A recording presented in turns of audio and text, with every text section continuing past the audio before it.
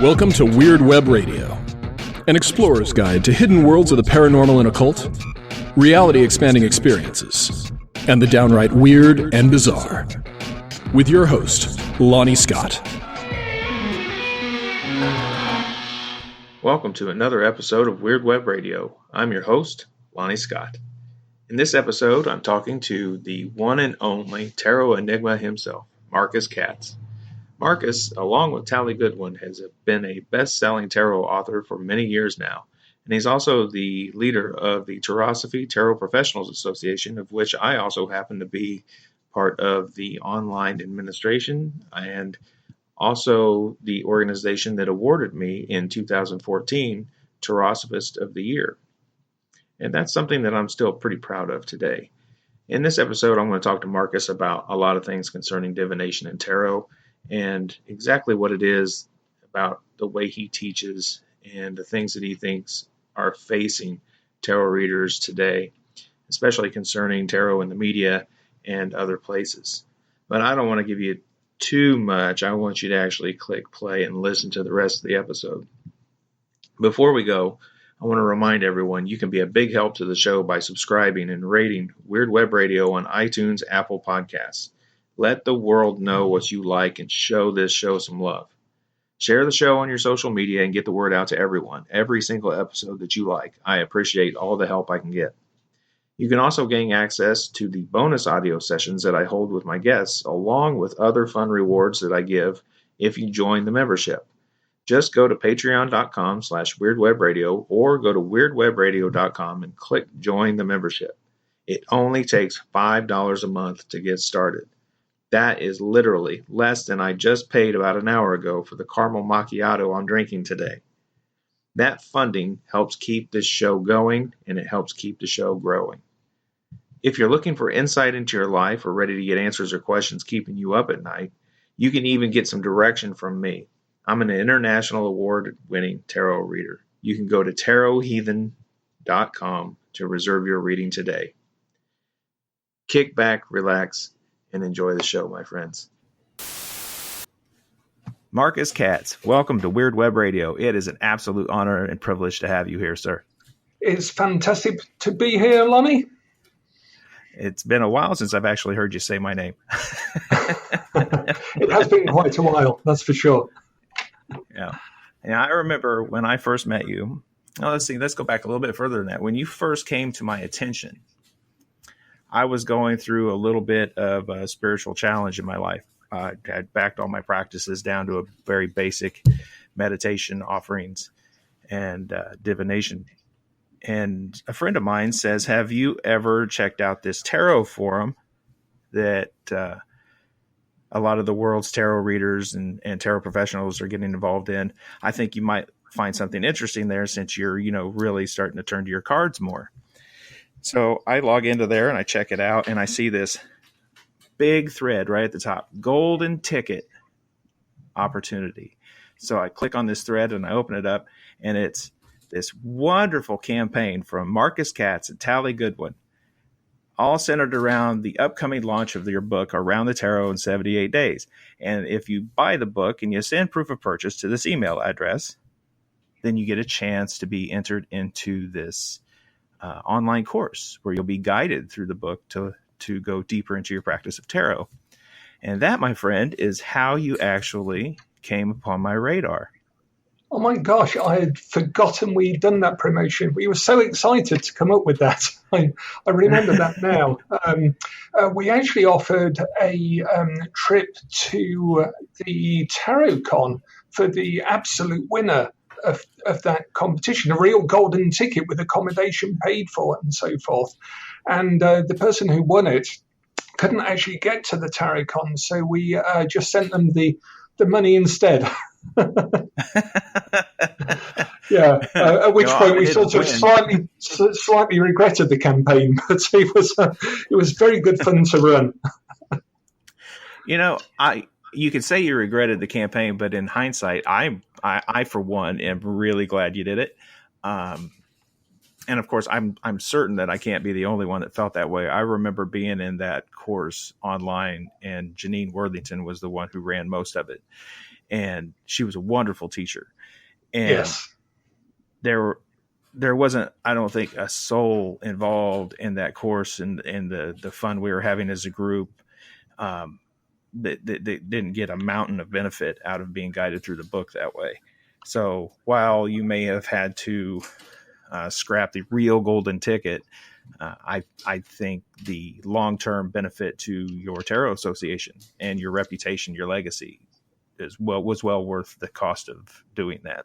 Well, that's really good to hear. We do try and come up with good promotions, things that we would like to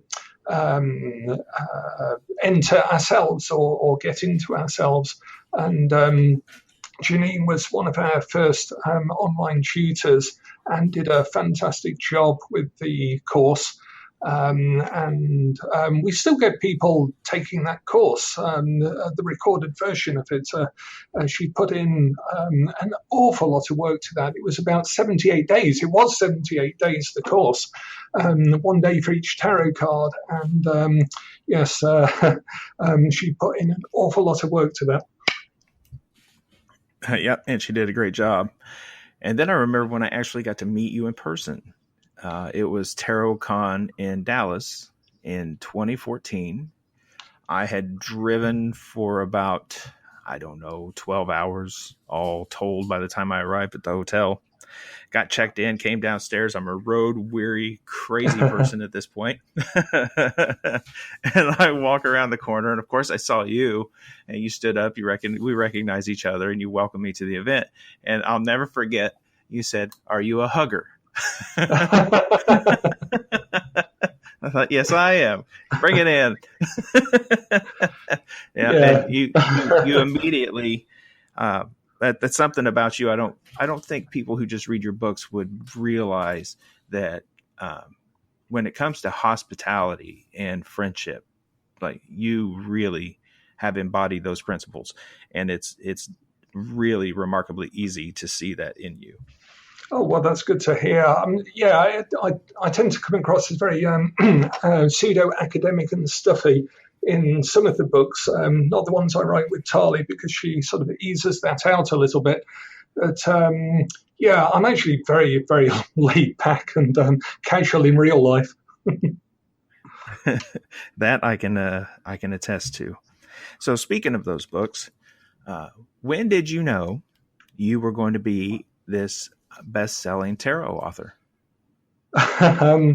Well, it was funny, actually, because I was digging through my basement last week, and this sounds like a sort of typical radio story, but it is true. And I found the first submission that I sent to Llewellyn Books for a book called The Magician's Kaballah. And that was written in the staple has rusted on the return letter from Llewellyn. So that tells us how old it is. It's now a sort of museum piece. But I think that was written in 1986. And I was about 20, 20 when I wrote it. And I submitted it to Llewellyn, and they were really interested in it and said that it was the first time they'd seen Kaballah and quantum physics pieced together in that particular way. However, by the time I got to edit it and return it, they'd published about 3 other books on Kaballah and were no longer interested. And they wrote me this letter back, and they were very polite about it, but I felt so devastated. I swore I would. Well, first of all, I didn't write for another 5 years after that. And I just couldn't bring myself to write anything. I was so devastated.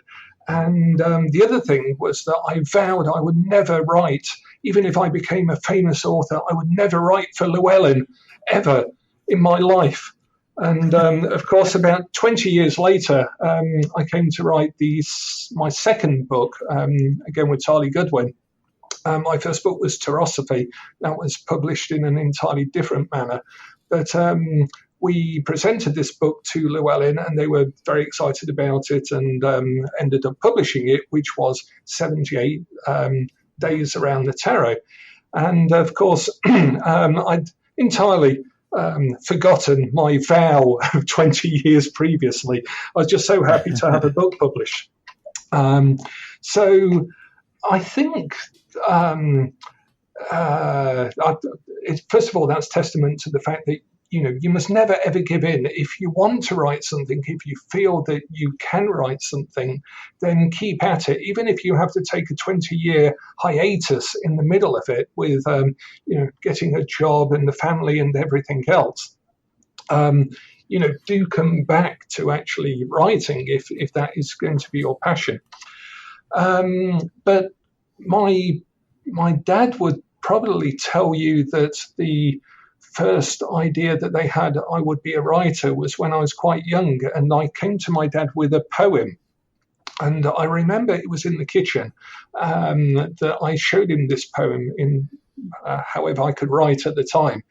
And he was sort of very encouraging about it. But I'd realized this incredible thing about poetry, and I must have been about 7 or 8. And the poem was called The Magician's Hat, which is quite ironic in retrospect. But the reason it was called The Magician's Hat was because the poem went something like this. I have a magician's hat, and in that hat there is a rabbit, and in that hat there is a house, and in that hat there is a giraffe, and in that hat. And I realized I could just write a poem by just writing different words at the end of in that hat. So it sort of saved me a load of time. And I thought, this poetry lark is very easy. You just make stuff up and write it down. So I think that was the first time I actually decided that I wanted to be a writer, because I thought it was actually a lot easier than it appeared. Well, you came back around. Of course, you had this oath. I'm not submitting anything to Llewellyn again. And 20 years later, you changed your mind. But this time you weren't submitting something about the Kaballah or something more specific in magic. You were writing a book on tarot. That's correct, yeah. What made you decide that tarot was going to be your subject? First of all, I'd been given the opportunity to write something called Tarosophy, which was my first published book. And I felt that because I was only ever going to get, again, this is something for listeners who may be considering a career in publishing, not to make this mistake either, which is I felt that it was going to be my only book.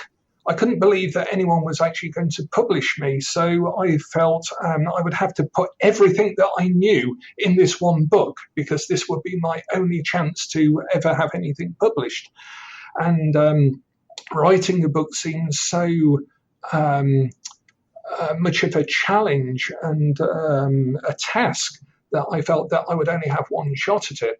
So I put everything that I felt was important in as concise a manner possible into Tarosophy. And I built some exercises into it, things that I was teaching sort of to private students over the years before that. And that got published, but it was quite, there was a massive problem with the publishing of that. In fact, it ended up with the book coming back into my own control some 5 years later and me self-publishing it. But in the meantime, we had generated a whole series of exercises for the Tarot Association. And as a result, Tali had this idea about a Jules Verne version of tarot, where you actually traveled around the world of tarot over 78 days. So we combined that, and what we wanted to achieve was to set out the language of the esoteric, but embed it in tarot. And this is probably the first time I've actually made this quite clear in public, which was we wanted to set up a teaching system that was available at any level. So even someone with a casual interest in tarot, we wanted to be able to teach them some of the deeper, more esoteric stuff in an accessible language from the very beginning, so that even if they had no further interest, they would have still picked up something from the maybe deeper side of mysticism and spirituality, even at the fringe layer of it. But also we wanted that if people followed that through and found something useful and deeper within that language, then if they followed it through to Kaballah, to our teachings in Western esotericism, we would have already been teaching them from the beginning, ready for that. So first of all, they wouldn't waste a lot of time. They wouldn't have had to have felt that all of that learning was somehow irrelevant or superficial or a waste of time. And also for us, it would mean that we could teach them faster and deeper from the very beginning, because we would have already been teaching that language through the tarot. So basically, we decided that we were going to teach the tarot as a language for people who wanted to explore the world of the Western esoteric and history system. And that's what we did. And that's partly why people find around the tarot in 78 days either beguiling or confusing, depending on their particular style. Because the book is structured around the Kaballah. So people start with the 10s, and then they work through the 9s and the 8s and the 7s all the way up to the aces, whereas most traditional books and most Llewellyn books will always have pentacles first in order, and then swords in order, and then cups in order, and so on. So that makes it more useful as a reference book, but it doesn't embed the structure of Kaballah from a very basic reading, even as a beginner, which is what we wanted to accomplish. With you saying that you've embedded the system where Kaballah is such a, whether it's hidden, subtle, or even overt at times, saying around the tarot in 78 days, in the system that you and Tally created, there are going to be those out there who are listening who just heard you say Kaballah and tarot are required to be part of each other. But that's not what you're saying, is it?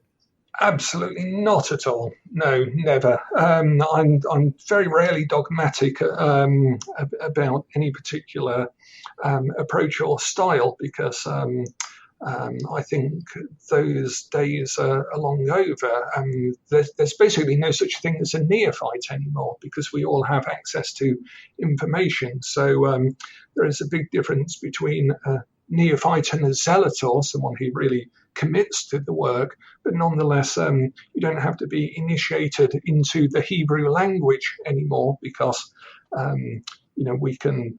It's not only Hebrew that we can learn online; we can learn Kaballah or anything else. So I don't think there is a necessity for particular things to be fastened together, and certainly there's no historical precedent for it, as we know. It's quite a recent conflation of tarot and Kaballah and Hermeticism and so forth.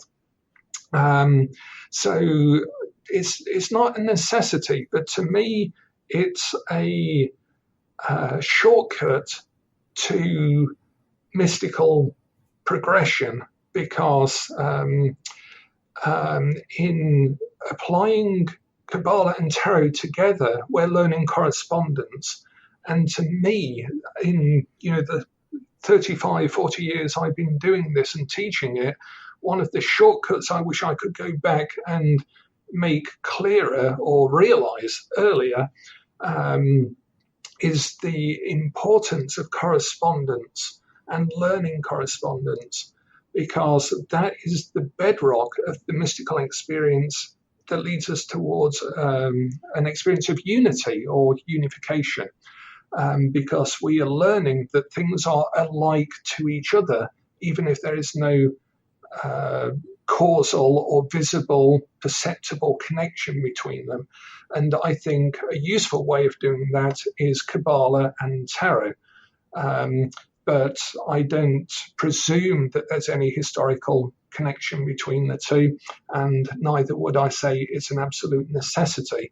But it's just certainly a big part of how I teach, and the reason for that is to teach correspondence. In fact, I recant on that. It's not to teach it, it's for people to experience it. Because in the experiencing of learning that Rosemary corresponds to Venus, which corresponds to the Empress, which corresponds to the number 7, which corresponds to the heptacon, which corresponds to anything else, a particular incense or a particular oil or colour, like the colour green for Venus, then we start to experience a unity to the world that is esoteric. And that is surely what we're after in pursuing this work, is that sense of a deeper connection to the universe and to ourselves.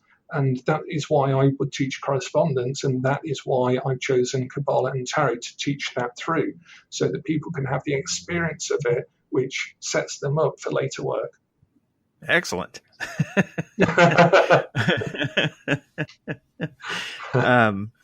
So there.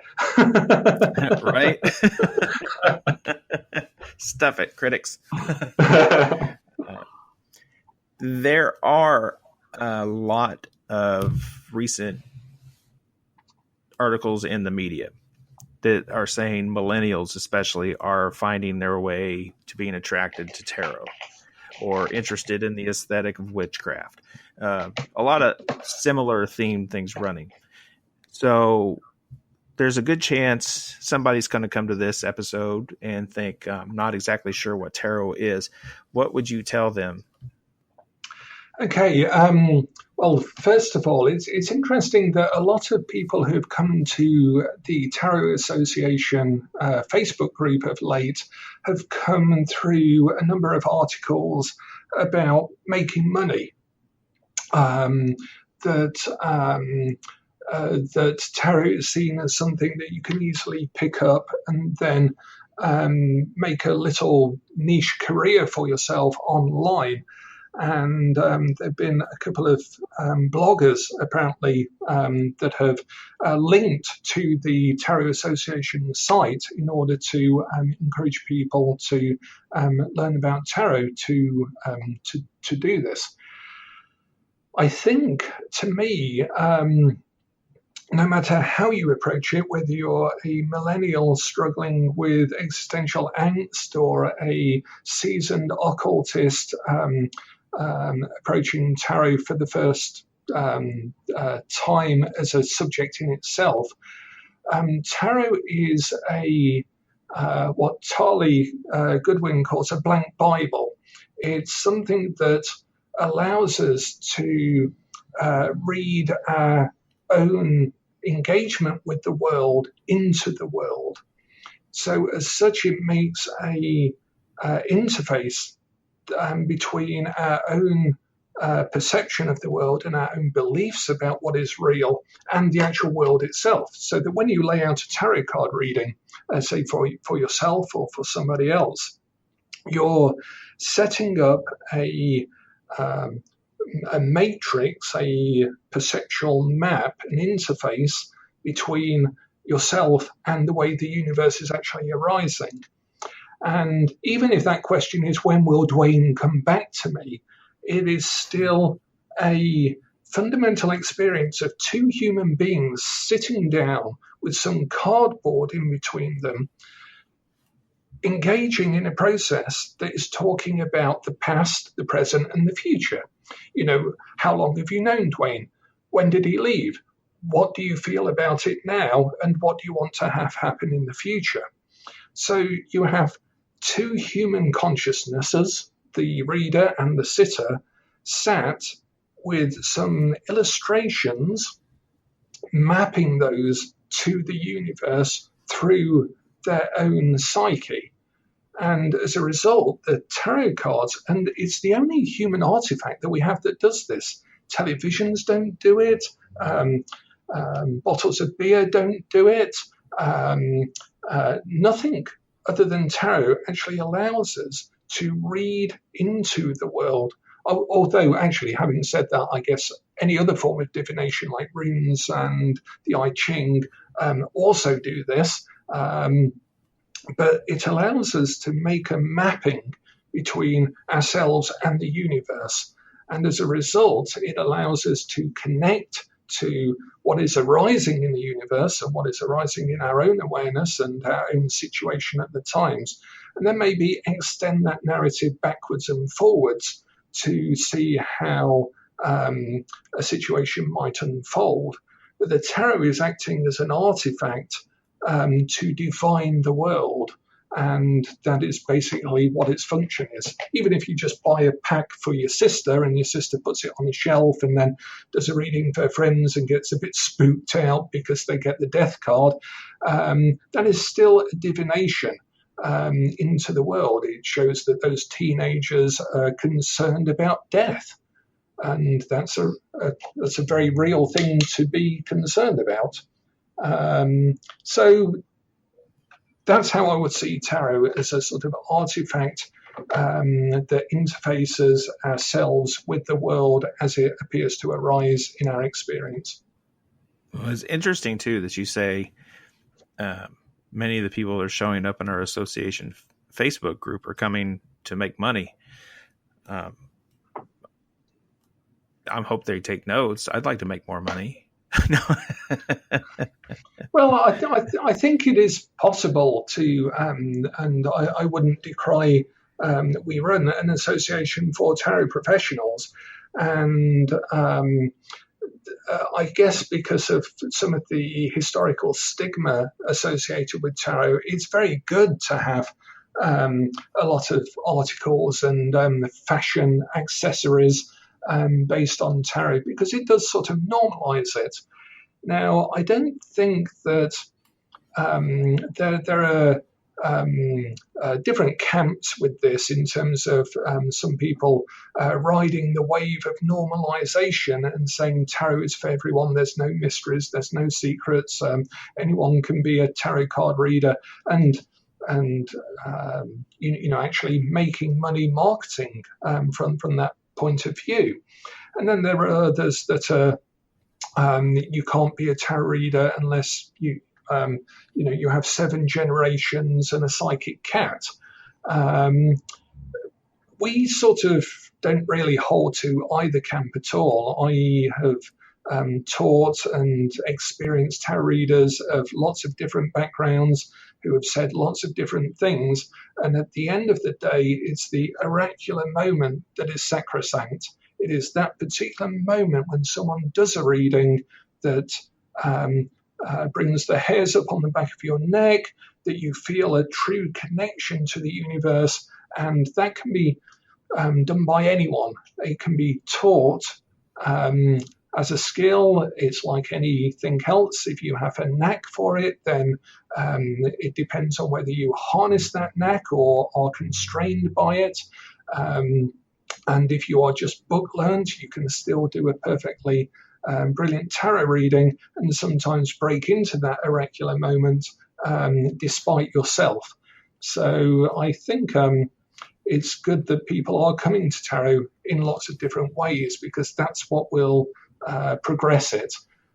Certainly in the year 2000, which is when a lot of the associations were set up, the smaller amateur ones as they were back then, there were lots of newspaper articles at the time about the fact that people were concerned that the world was going to end in the year 2000 and were turning to tarot. Now it's people are concerned about political instability and are turning to tarot. In 10 years' time, it will be people are trying to escape virtual reality in order to have a real experience with pieces of cardboard and are turning to tarot. So there will always be a place for tarot. I think it has a significant placeholder in the world to signify, as it's used in every film and book and TV series, as the mysteries. Tarot is a useful shorthand for something mysterious and unseen is happening because there's a tarot deck on the screen. And I think humanity will always need that placeholder to remind ourselves that there is indeed something more to this than meets the eye. I agree. Let's see. Do you recall a moment, a reading you were giving that had that hair-raising, profound effect on you? Several. The one that I quote more often than not, because I think it's an important lesson in tarot, was when I wanted to really get back into reading tarot for other people. I went through a phase of reading at, I guess, what we call here car boot sales, so like a garage sale sort of environment. And it was done in a sheep pen, a set of sheep pens in a quaint place in the Lake District called Cockermouth. You have to be careful how you say that. And the old market had all of these stalls in it, like sheep pens. And each of us would be given, to sell our knickknacks on Sunday mornings, a sheep pen to sit in. And so I went there and I set up my little stall, I set up my tarot cards, and I put up a sign saying £1.50, like $3, whatever the exchange rate is now. Like $2.50 a reading. And of course, I do about 30 readings a day until my eyes bled and my hands couldn't hold a tarot deck anymore. But I wanted that immersion into tarot reading, and also we needed the money. At the time, we were struggling, and I used to come home and have our food money on the table in, sort of 10 pence coins and 50 pence coins and stuff. But I was doing a reading there one day, and I laid out the cards, and they were horrendous cards. I still have a not a photo, but a slideshow of this particular reading because I made a note of it afterwards. And it was for a sort of late teenager girl, maybe about 18 or 19. And the reading on the table was so literally bad. People say there are no bad cards, but they hadn't seen this reading. And my wife had walked behind me, and I heard her go and draw in her breath as she walked by, having glanced at the cards. And afterwards she came to see me and said, what was that reading all about? And I said, yes, I know. But I was tempted in the reading to actually say, this particular card here is the death card, but death is all about transformation. And this card here is the Ten of Swords, and the Ten of Swords has a person in the Waite Smith deck that I was using with 10 swords stabbed in their back. But that's really a card of being stuck in the position that you are, and maybe the darkest hours before the dawn. And then this other card over here is in the future, and that's, the Three of Swords, which shows a heart stabbed with 3 swords. But, of course, this is a card of release. But instead of doing any of that, I actually just thought, I'm just going to read the cards as they are. And so I gave this girl the most terrible reading that anyone I think has ever had. And I said, so this card here is this card here is even worse than the last card. And this card in the position of hopes and fears is the card of hopelessness. And this card is, and I did the whole reading like that, and I stuck to my guns, and I didn't look at this girl at all. I just looked down at the cards, and I thought, I'm going to read these cards as they are. And I finished, and I looked at this girl who'd been very, very quiet throughout the whole reading, and I thought, no wonder she's about to ask for her money back and is wondering how to ask it. And she looked at me and said, thanks for the reading. And I said, well, I'm just really sorry that I couldn't give you a hopeful reading or anything.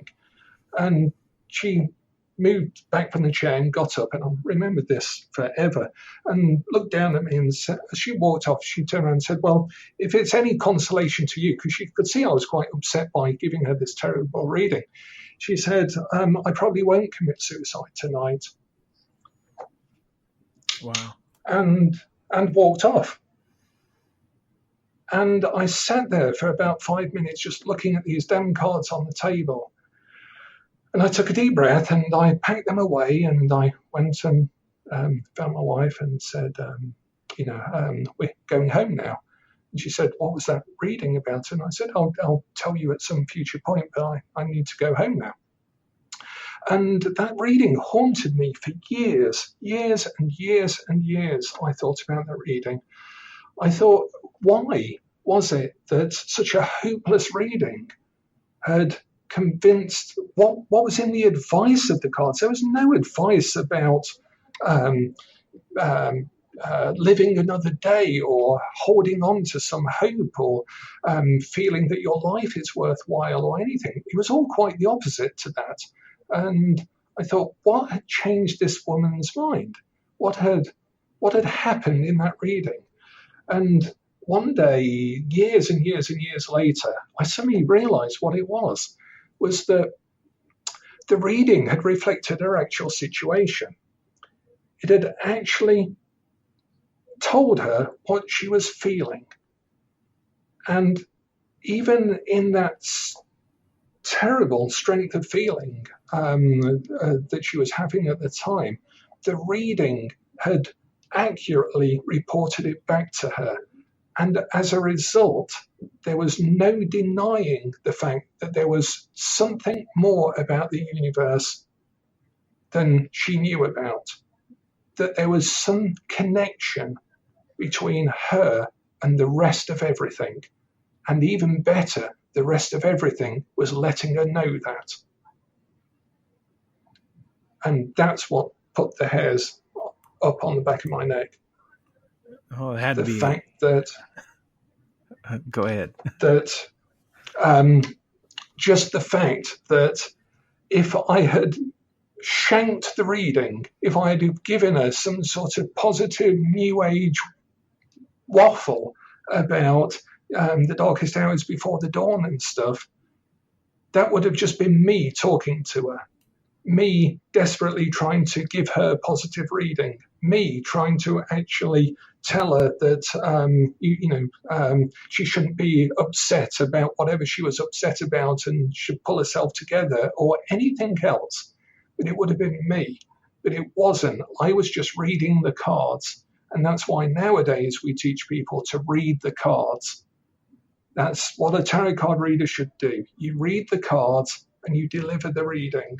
And I think that was one of the readings that really had a significant influence on the way I teach and the way I think about readings. And their importance, I think, to other people is that they can tell us that the universe is a unified thing, it is connected, and it can tell us stuff. And that's what a divination should be. Perfect. Yeah, what an amazing experience that must have been. I've been in similar situations where I thought I'm staring at the death card, the 10 of swords, the tower. I'm looking at a face of my client with panic written all over it. And I stick to my guns. I read the cards. Yes. Yeah. It's all we have to do. And for beginners, it sounds very disconcerting to say, just read the cards. But in the long term, it's a lot better to start like that and keep on like that, because you show far faster progression a little bit later on because you've learned a good habit. Another habit that really annoys me is this idea of a sort of card of the day, particularly with Lenormand readings, but particularly with tarot. The idea that beginners should learn one card at a time. And I think that's one way of doing it, but I do prefer to teach readings with a lot of cards, even though they're very confusing to a beginner, because it just starts to train people to read and not be frightened of a lot of cards at the beginning. Even if you only read 3 of them, lay them all out, lay out a bigger spread, even if you only make sense of a part of it, because that's a better way of learning for the long term. And I say that on the basis of watching the students over about 30 years now. And we get a lot of students at classes that turn up and say, for example, I can't read court cards. And I know which course they've already done, because it's a course that doesn't necessarily teach court cards very well, or a particular book that people might have learnt from. We have to avoid learning these bad habits to begin with, because then later on they become very difficult to change, and we have to unteach people to reteach them. And I think certainly reading the cards is a good start. Even if you have to read from a book to read the card and read what it says in the book, and do that honestly and openly, and learn that way. That's perfectly fine as well. But don't try and make stuff up. That's the worst thing for a beginner, because you drift away from the cards and towards your own advice, and that's a waste of the cards that are in front of you. You mentioned court cards, and that is something that came up. I'm glad you did, because in the world of tarot, it seems like court cards is that one element of the tarot that appears over and over and over and over again as this challenging thing for tarot readers of many skill levels. Why are the court cards so difficult for some people? Because they're people, and people aren't one thing. And that is the inbuilt problem with court cards, because over the years and decades, I've tried to think about why court cards are so bloody difficult, because I found them difficult to begin with. Although I found minor cards difficult to begin with. I only ever read with the major arcana for the first 2 years that I was reading, between about the ages of 13 and 15. Because I just couldn't deal with lots of minor arcana and court cards and stuff. So, and of course, no one had told me that it should be difficult to read with just the 22 majors. So I never learned that. Again, it shows that you have to be careful what you're told and what you learn, because sometimes you might think it's true, and quite often it isn't. But with court cards, there's an inbuilt problem with court cards, because minor cards show you an activity, a sort of situation changing from one thing to another in a particular world, which is signified by its suit, and at a particular stage, which is signified by its number. The 22 major arcana show you patterns based on archetypal patterns that may or may not exist in the universe. And then the court cards show you basically levels of energy. And those levels of energy, because they have to be pictured and illustrated in the tarot, happen to be pictured by people at different ranks. So you have a page and a knight and a queen and a king. And there's some inbuilt sort of sexism there as well. However, the problem is they're people. So if you think that the Knight of Swords is a sort of go-getter with, someone who argues, someone who is very rational, someone who is keen to make their opinion known, that's one part of a person. But we know damn well that if you get the Knight of Swords a bit mellowed out, they could be quite emotional. We know that the Knight of Swords can sometimes be very practical, or very impractical. What are they like in an emergency or a crisis, or at a funeral, or at a wedding? We are looking at a court card, trying to make it one thing, whilst we're also looking at a picture of a person, and we know that people are multiple things. And that is why I think people find court cards difficult, because they're intrinsically inbuilt in terms of the structure to tell us one thing, but actually illustrated by something that isn't just one thing. Now, that is consolidated by the fact that the Learn Tarot site, learntarot.com, and the Joan Bunning book that came from it, which is not only a brilliant resource in its own right, even if it's not been updated for many years, it is still the go-to place for a lot of people. And it's also, unfortunately, the go-to place for a lot of people who have copied the material and then delivered it in other ways. And on that site, there's a brilliant piece on the court cards, and in the book there's a brilliant piece on the court cards which tells you the 7 or so different ways that you can read a court card. You can read it as a person, as a situation, as a part of yourself, as a level of energy, and so on. And it's really interesting. And then you turn the page and she goes on to something else. And it's like, so there's 7. So now you've told me there's 7 different ways of reading a court card, but you haven't told me which one it's going to be in a reading. And I don't know why that is in the book or on the site, but I do know that is the source for a lot of people's confusion, because that is promulgated out as, there's lots of different ways of reading a court card, but no one ever tells you in which of those ways you should read it. And, that's something that we try and get round a little bit by having a very simple rule, which is you read the court cards as levels of energy, because that's the only thing that is missing from our model. If the major arcana are big patterns in life, if the minor arcana are stages of a creative process and the world in which they're happening, the only other thing you need to know to model a situation is the level of energy which is present, either in the past, future, or present moment, that is applying to the process in the minor arcana and is being generated by the pattern that's in the major arcana. So you need the court cards as levels of energy. And as such, we have a very simple rule that seems to work okay. It's sufficient for if you're worried about how to read a court card, which is if you're doing a reading with, say, 10 cards, 15 cards, something like that. This sort of works for 3 or 4 card readings, but it works better with larger spreads.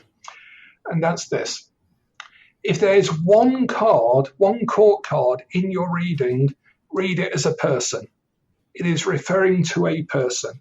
That Knight of Swords is an actual person, because the court cards are levels of energy, and as a result, if there's only one court card in a bigger reading, then that level of energy is likely manifesting through a person. So therefore, that card, that Knight of Swords, is a person. It's your son, your brother, your boss at work, whatever fits the situation, it is an actual person.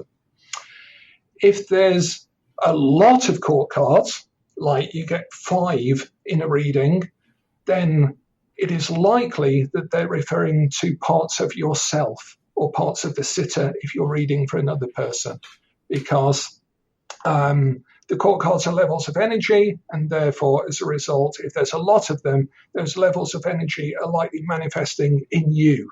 They're little bits of yourself that need addressing, that are coming up in the reading, that are dragging on from the past, that are part of how you should be more like in the future, and so on, depending on their positions in the reading. But at least you know they're not other people, unless you're reading for a wedding or something like that. And if it's somewhere in between, then they're levels of energy. So if you get 2 cards in a, say, 10-card Celtic cross, then they're levels of energy. So the Knight of Swords is there referring to a sort of increase in the level of energy in terms of thinking about the situation that need to be applied to all of the people in the situation or just yourself. So if it's a relationship question, then you need to do more thinking about it, because that's the level of energy and more talking about it that's being brought by the Knight of Swords. And of course, there's overlaps between those, but that's a simple rule. If it's one card, it's a person. If it's a load of cards, it's parts of yourself. And if it's somewhere in the middle, then it's aspects of energy in the situation itself. Well, one thing has become clear throughout the course of this interview. All of you out there are going to have to go back to the beginning of this episode and make sure you have a notebook and a pen and take notes, because we are being taken to class, folks. Yeah, or buy any of our series of best-selling, award-winning books. Operators are standing by to take your call right this moment. They're not. But you can pick them up second-hand, several of them, for a steal. So go grab them. Now, we've brought up, in several spots, we've mentioned the association, and people may not be aware of what exactly that is. So what is the Tarot Association? Why does it exist? Okay, well, the Tarot Association started out from me leaving an amateur UK association and a strange little bit of NLP, which I'll tell the tale of if we've got a few minutes for that. What happened was I was in a very small amateur UK association and having a load of problems with it, in the fact that I had some very progressive ideas for it and wanted to develop it in a very, business. My background was I had an MBA and I was in serious business at the time, consultancy and IT work in academia, in working in universities and things. So I sort of naturally had no choice but to apply that to this little association. And of course, it rubbed people up the wrong way. They didn't want that sort of approach to be taken. So I left after a lot of heartache. And a number of people asked me out of that group, what are you going to do? Are you going to set up another one? And I said, well, I could do, but it's a lot of work and there's not much in it. And I had about 12 people ask me, and I thought, okay, well, 12 people, that's a reasonable number. So we set up the Tarot Association. And while I was thinking about it, I was teaching an NLP class, a 10-day practitioner course, and I was helping someone with the Walt Disney model of creative thinking. And in that particular method, for those who aren't familiar with neuro-linguistic programming and the Walt Disney model, it's a bit like brainstorming, but there's 3 stages to it. There's a brainstorming stage, a sort of realist stage, and a critical stage. And you go around this cycle in a particular manner. And I was teaching the student this, and I thought I'd do it myself while she was doing it at the same time. So we both were working on this particular process. And one of the parts of it is brainstorming the impossible. And I was thinking about setting up an association, a UK amateur association for tarot, like the one I just left with these 12 other people. And when we got to the brainstorming bit of the Disney model in this NLP teaching, I wrote on the whiteboard moon base, that the Tarot Association would have a moon base, literally a base on the moon. And it would have all of these other accoutrements as well, because that was the stage of brainstorming in the Disney model. And as we went round and refined it and went through the whole process, when you get the realist approach to it and then the critical approach, and then you go round and do more brainstorming and so on, eventually I worked out that actually, okay, it was impossible at the current time to have a moon base, which I was very disappointed about. However, I suddenly thought, well, actually, why limit it to the UK? We'll have an international one. And if I hadn't have done that exercise, I would have just set up, the UK Tarot Association or something. So what we did was we set up an international tarot association. We worked out that we should align ourselves with all of the other people out there. So we approached a lot of people at the time, set up a sort of, a federation of tarot groups and things like that. But all of that fell to pieces really quickly. We worked out that we would have to do it ourselves. And as a result, we set up the Tarot Association. And I think we got really excited because a few months in, we had about 30 people, something like that. And this was beyond our wildest expectations. We really thought that at some point we would get that moon base at that rate. So we sort of stuck with it and we developed it and we tested a lot of things out with it. We asked people what they would want, which was mainly classes and online classes. So we developed the Academia, which is a 2-year, 100-hour video class in tarot. And then the books came, and then we fed those back into the Tarot Association.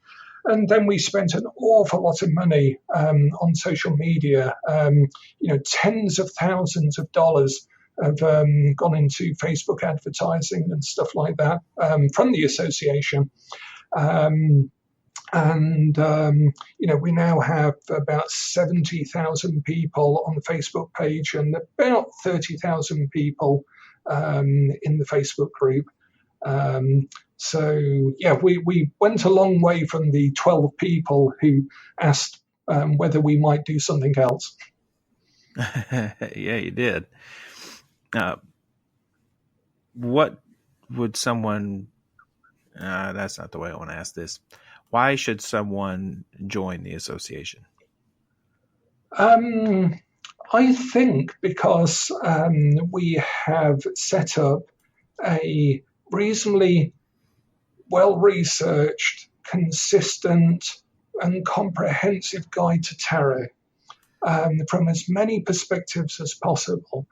And we've done it based on experience. There's nothing in the Tarot Association, in the magazines, in the courses, in the classes, in the written material that we haven't tested to death over 3 decades. We are not a... I went to a school presentation for a new school when my son was... my son's about 30 now, but when he was about 16 and going to a new school, we went to a presentation and the headmaster stood up and said something like, our school is not known as a trendy modern school. That is because our school is not a trendy modern school. And I sometimes think that about the association. We are not known as the hippest, Instagrammable, millennial sensation of the 21st, 22nd century. But that's because we're not a sensation. We are a association based on 30 years, 35 years of teaching, experiencing, listening to tarot readers, sitting with tarot readers, reading tarot, talking to tarot readers, and generally trying to figure out the best way of teaching it. And as a result, when you join the association, you get something that is really, really tested to death. We have refined it. We have gone back and changed things. We have not been afraid to scrap whole projects and reintroduce them and refine them because we've been told that something would work better. So whether you're after the psychology of tarot reading, whether you're approaching it from a Jungian perspective, whether you're an occultist wanting tarot sigils, whether you're an absolute beginner that just wants to read for some friends, then that is what we've set the association up for, that there is an entry point into really well-researched stuff first that you can then go off and be trendy and hip and everything else with, but you will have at least some proper information under your belt, delivered in hopefully a non-patronizing or didactic style that we actually have good fun teaching it, and hopefully people have good fun learning it, and it's always applicable. So even if we might mention, I don't know, some weird occultist called Papus, and how interesting his story is with Eliphas Levi and how that affected the Golden Dawn, we'll actually then teach something that Papus taught about the court cards, for example, and make it really practical at the same time. So hopefully someone in the association comes out from the association representing tarot in a good foundation, as opposed to saying, well, tarot was brought by gypsies from ancient Egypt, and we can remove curses for $500 a time with it. We're the other end of the spectrum from that approach. Yeah, I'd also add that the association, I mean, it gets it to what you were saying. It's a mountain of resources, and you get to begin discussions or even just be a part of discussion of just watching it unfold with tarot readers around the world who bring all their personal experiences and challenges and things to specific issues that arise in the tarot community. And that alone is well worth its weight in gold. It is really useful. I've recently been part of the what's called the Facebook Power Admin Group, and that's for selected group admins who are part of larger or very active groups on Facebook. And it's been brilliant actually listening to other admins who run net curtain creation groups, or book groups, or groups for chatting about social issues in Chicago, or anything else, bartenders groups. They all have exactly the same problems, the same challenges, the same highs, the same creativity that comes out of the groups. I recently posted something on trigger topics or powder keg topics, and I put in the group something along the lines of, in tarot, there are 3 powder keg topics: certification, intuition, and I can't remember what the third one was now. But these are the ones, as you'll know as an admin and as a moderator, the moment that topic comes up, do I need a certificate to read tarot? It sets off a massive firestorm. But the interesting thing is not so much that topic, because we know about that topic and we've discussed it many times, but the fact is that in joining a group with other admins, I know that that's exactly the same in their groups.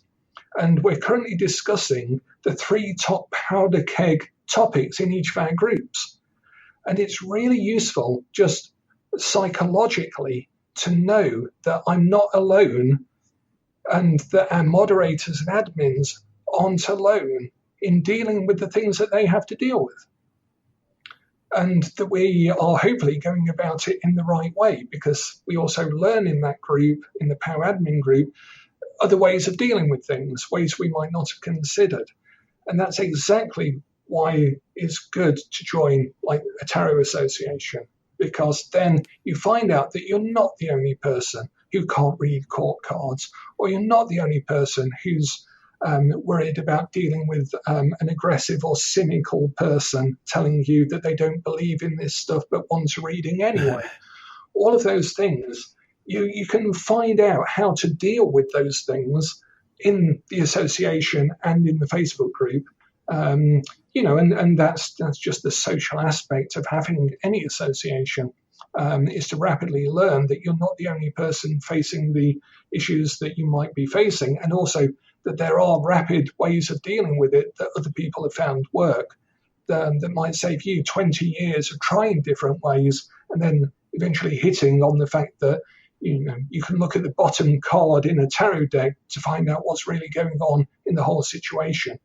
You might discover that after 15 years, or just think you're the only one who has discovered it, like I did when I was first teaching, and said, I have this special method that only I use, and I'm going to teach it you now in this class. So here we go. I call this the base card. And someone put up their hand and said, you mean the teaching card? Someone put up their hand and said, oh, that's what I call the wisdom card. And everyone in the class knew it. And it was like, oh, damn. So yeah, it's way better to hang out with other readers and shortcut a lot of those processes. You've also ventured out into the realm of digital innovation.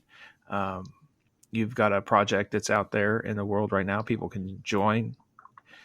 I believe people can join it. It's how do you say it? Arkartia, Arkartia. Arkartia is pretty close. So how the Arkartians say it, we don't know, but in English we have to pronounce it Arkartia. So you have entered into that realm of innovation digitally, and you launched Arkartia. How is that going? Okay, well, it's at an exciting time, even though it's a very quiet time for the realm of Arkartia, because, again, it was so innovative, even by our standards, that we had to, we spent a lot of time talking to very big companies who were leaders in augmented reality and virtual reality. Because our initial ambition was to create a virtual world, an augmented reality world in which we could teach and people could experience both tarot and Western esotericism.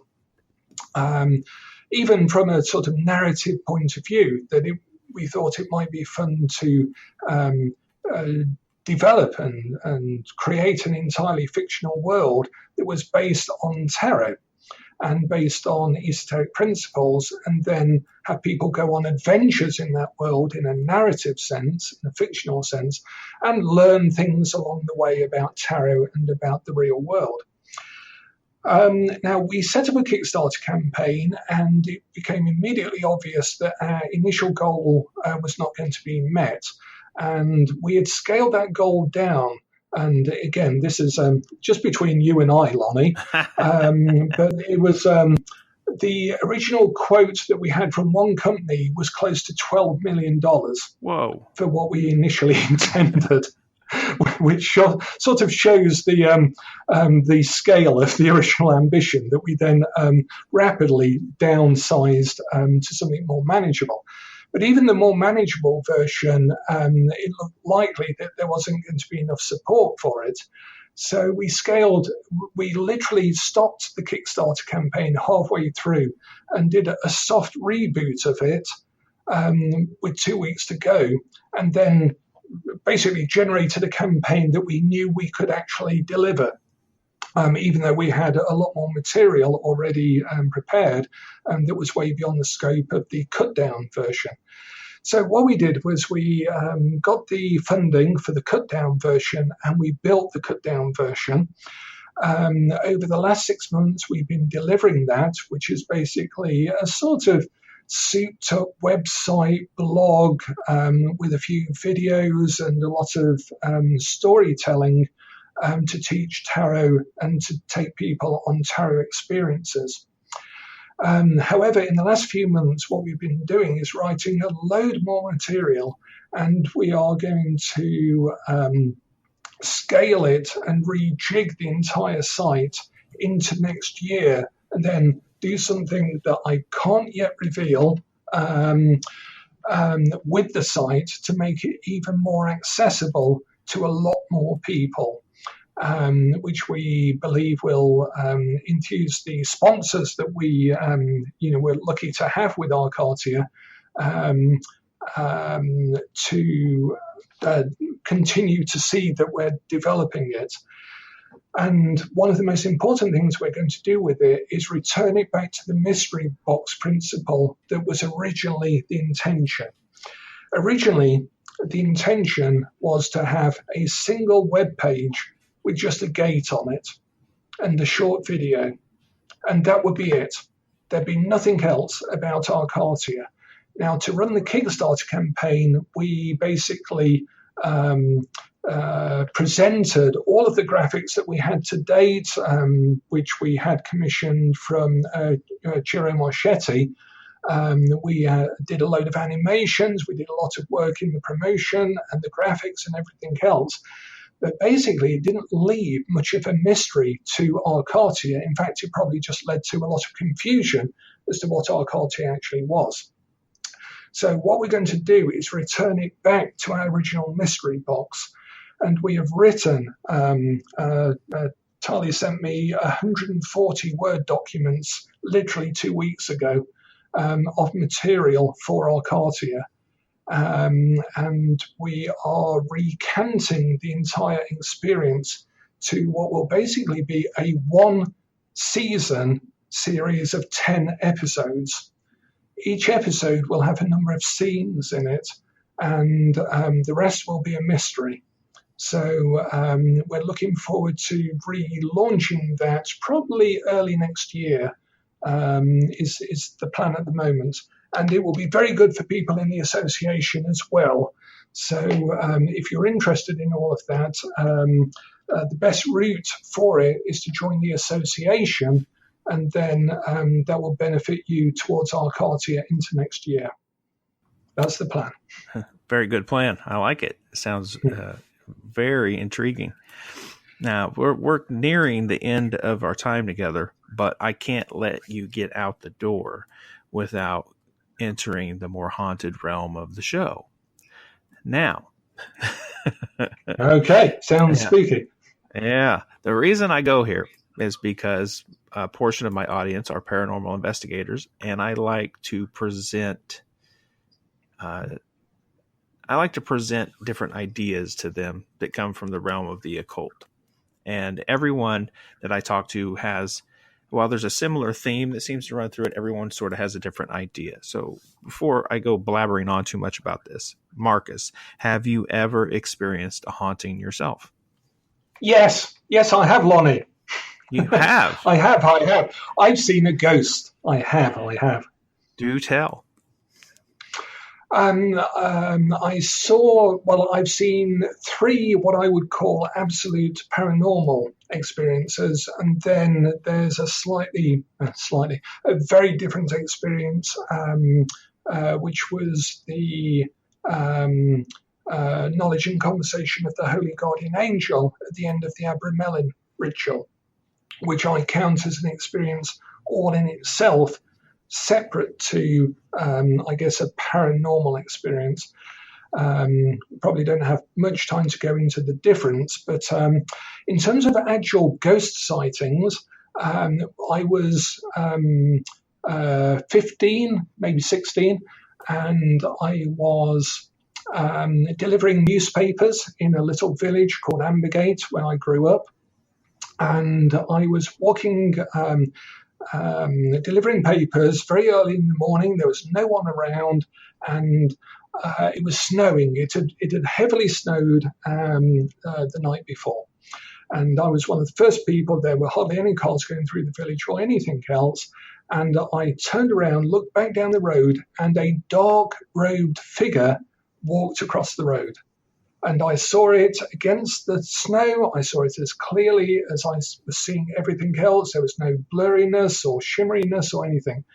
And it freaked me out entirely because there was no one else around. There was just literally, I couldn't see any reason why someone should be walking at that time of the morning. And I steel myself, I took a deep breath, and I ran down this road, and literally down the middle of the road because there was no traffic or anything. And I looked up the road that this figure had been walking towards, and there was nothing. And the figure would have had to have been there, given the time it took me to actually, there were no houses that they could have gone into, there was nowhere they could have gone. And I looked down, and of course there were no footprints either, none at all. And, I swear to this day, I saw that figure. It was like an almost stereotypical black-cowled, hooded figure walking across the road as plain as day. And it vanished. I swear it vanished, and it had no footprints either. And I would count that as a fairly paranormal experience, as far as my experience of it went. Oh, it certainly and definitely counts. Now, there was an old church at the top of that street. And so I looked at the old parish records and things like that. And, my only explanation, if it had been a ghost, was it was a ghost of one of the people who, maybe a priest or something like that, who regularly walked up to that particular church. Yeah, that's interesting. Now you've got plenty of friends that aren't into the occult. They're not doing tarot. They're not into witchcraft or anything else that you have an immense amount of experience and knowledge with. And let's say one of them calls you and says, my house is haunted. I'm sure it's haunted. Mm-hmm. It's not the water heater clanging. It's not, weird things going on at night. Shit's gone crazy and I need your help. How would you help someone in that situation? I would always take the Western esoteric initiatory system approach, which would be to do a banishing. I might do a tarot card reading, perhaps in the situation itself, or remotely, to find out any information that I felt was necessary to close that energy, to respect it, recognize it, perhaps even utilize it to some extent, and then release it. But I would usually do for an occultist point of view, a very standard, simple banishing ritual. Fair enough. Well, my friend, we are coming towards the end of our regular show.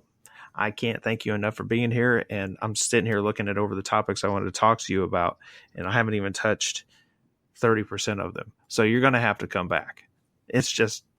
Okay, well that sounds ideal.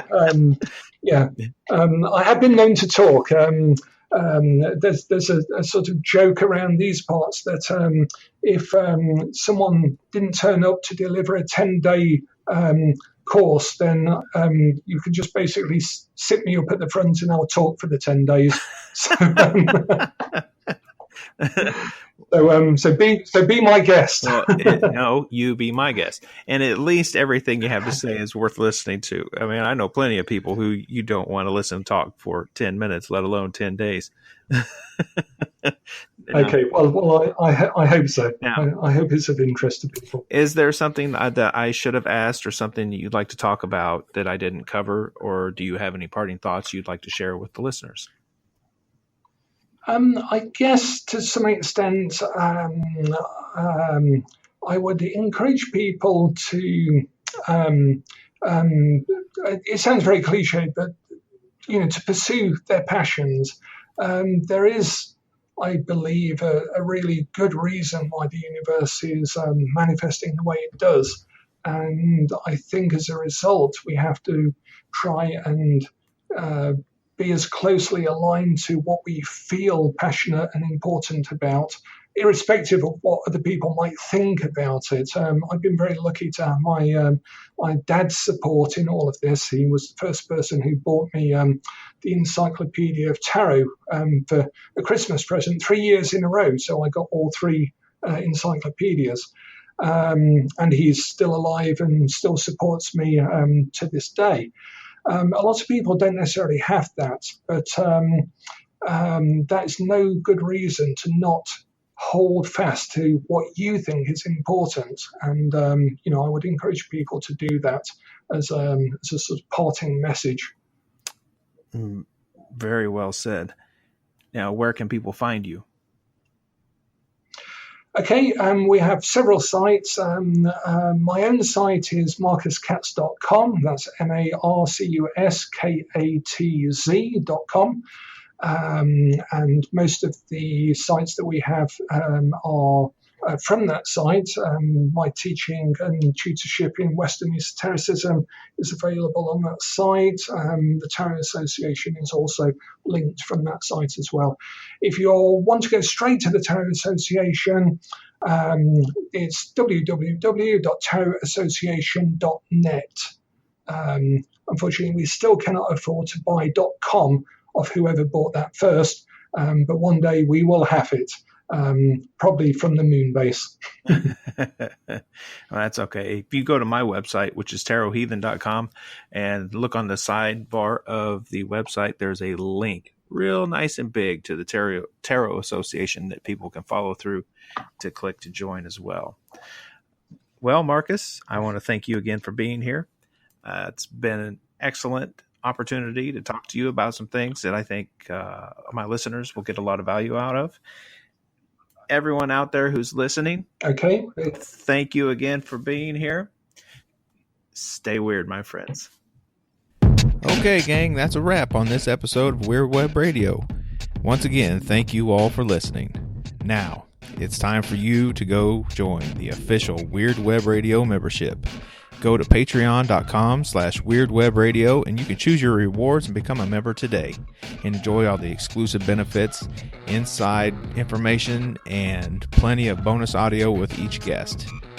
Now, you can find the show at weirdwebradio.com and weirdwebradio.libsyn.com. The show is listed on Facebook and Twitter as Weird Web Radio, and you can find me on Instagram as just Lonnie_Scott.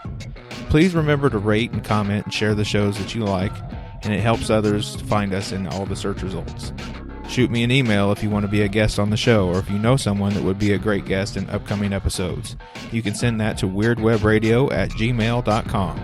Seek the mysteries and delights in life, my friends. As always, stay weird out there.